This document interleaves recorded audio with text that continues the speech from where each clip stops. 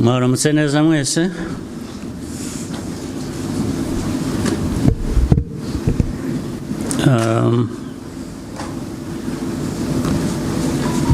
Leaders of our nation's highest institutions, members of the diplomatic corps, other guests who are here with us from different parts of the world, friends of Rwanda, fellow citizens.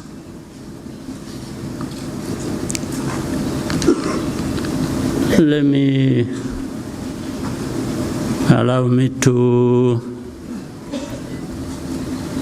make my remarks in a foreign language. There will be translation back into our own.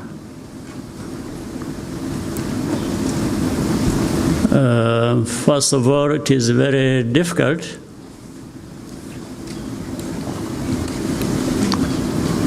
to find what to say after the testimony we had from Eric, because what he told us says it all, following what Minister Bizimana told us in terms of the facts of history and what Eric told us, his personal experiences in all that, makes it hard. But let me say, from the facts presented to us by Bizimana, and from the personal testimony by Eric, the truth of the matter is what has always been said. You can run, but can't hide. There is no hiding place for you from these very facts of our history. So even those who have their time to say whatever they want to say, they will say it. Maybe they do many things based on that as well. But the fact is, they cannot find a place to hide.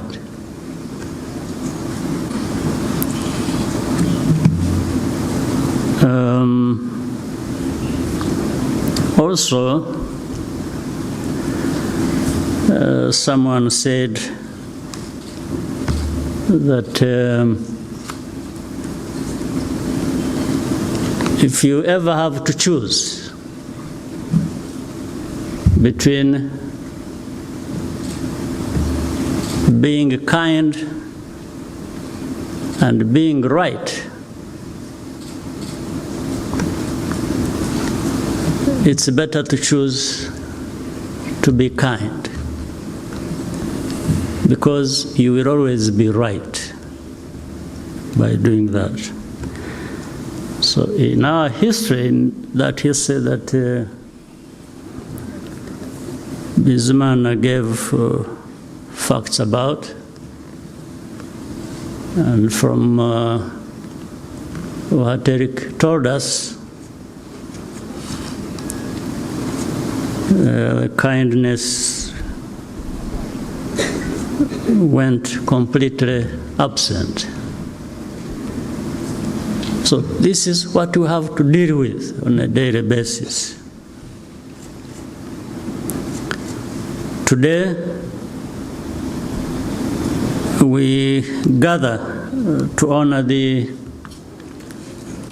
continued sacrifice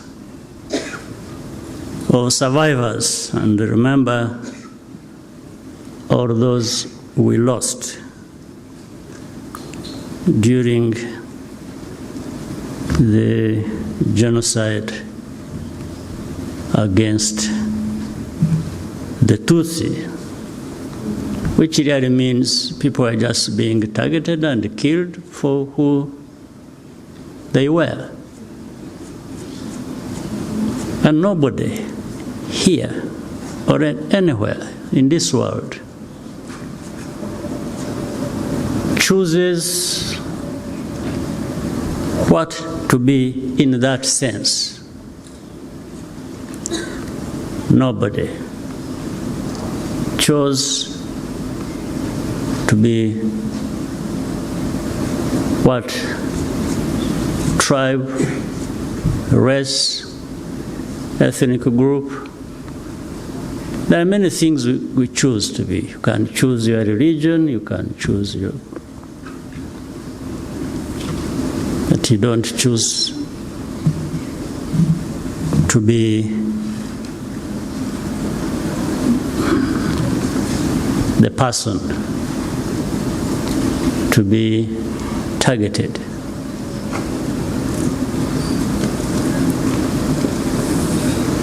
In fact, even those who targeted them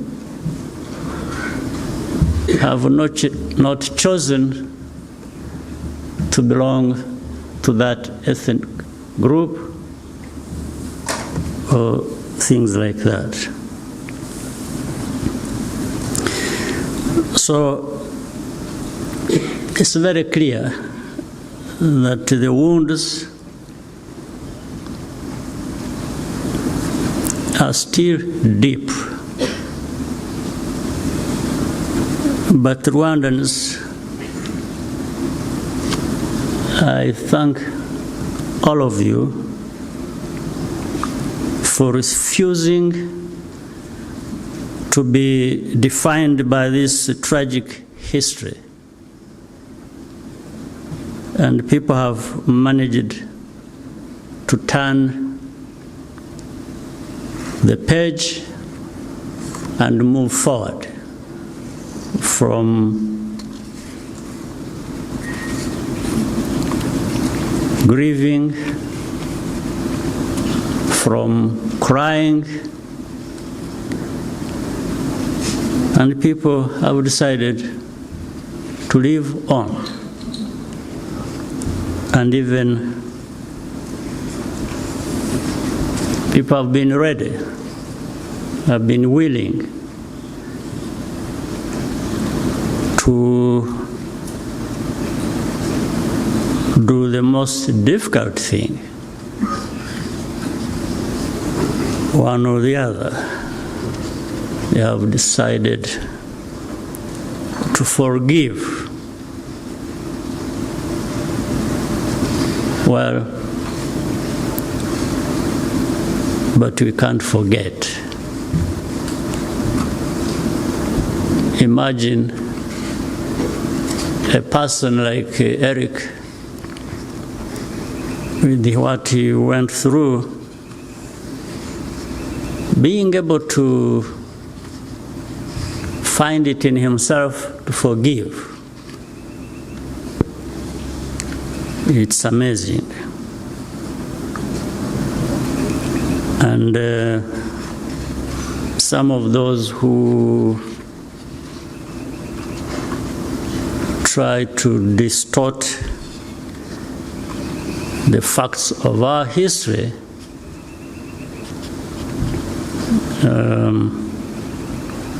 it's just because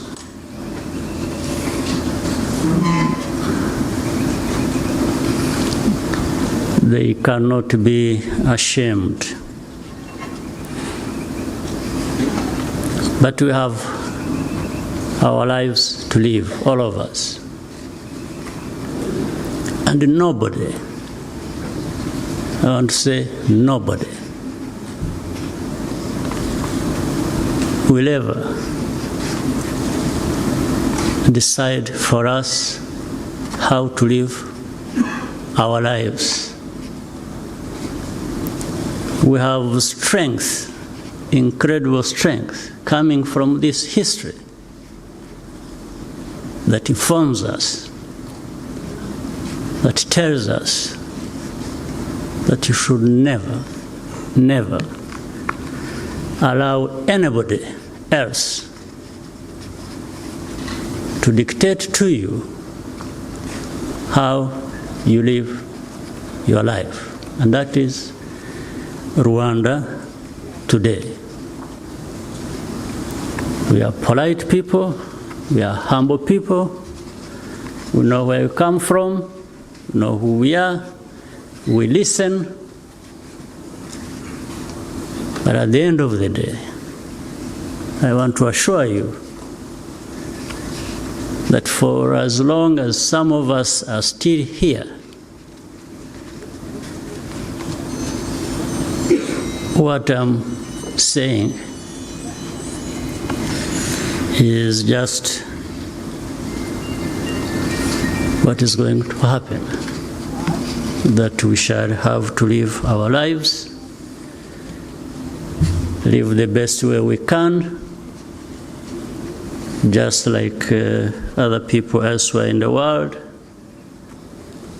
and they have no right, and we will not even accept that dictating to us how we live our lives can happen.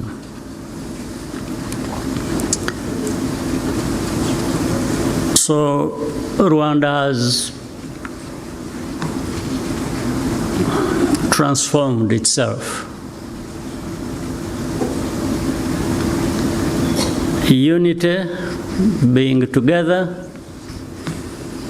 is the foundation of everything we try to do. From the beginning, we understood the need to cultivate and preserve a spirit of oneness to give us hope for a better future.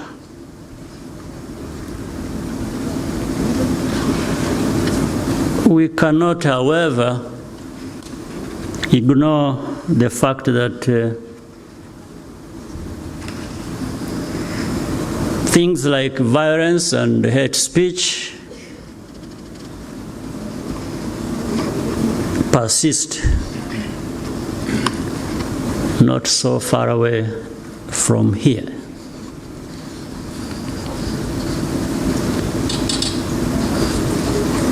Much as it does so, you can also see the same indifference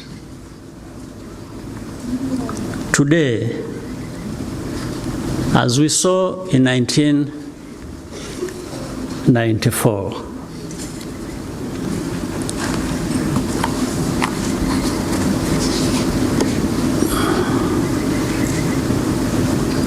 Genocide denial is a dangerous and deliberate attempt to block the truth. We must fight revisionist ideologies because they are easily passed on from generation to generation. We must fight denial because that is how history repeats itself. Rwanda's youth are privileged to have a country to call home, and which embraces everyone, all of them. We need to encourage young Rwandans to learn about our past so that they can lead with historical clarity, but also with a sense of responsibility and accountability. That is the essence of kwibuka twiyubaka.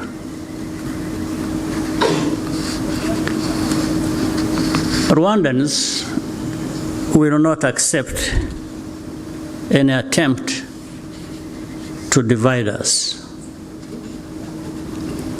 We had enough of it, more than enough. That will not succeed again, here, ever. This underscores the need to find solutions within ourselves, no matter how unconventional that may be, and remain in charge of our destiny. Do you remember? At the time of need, when we needed every help we could get, and everybody, the world, turned their back on us. That's part of the historical facts that Bizimana told us. The world turned its back on us. So that is simple. The message is, you are on your own. So we should learn to be on our own. And I think we have learned enough. If people help, we appreciate. If they don't, we don't have to, all of us, perish just because somebody didn't show up to help.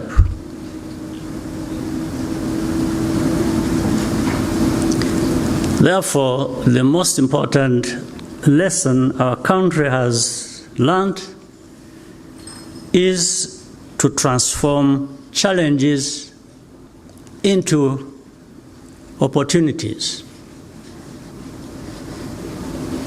And also use so little to do a lot. There is nothing Rwandans cannot overcome through unity, hard work, and perseverance.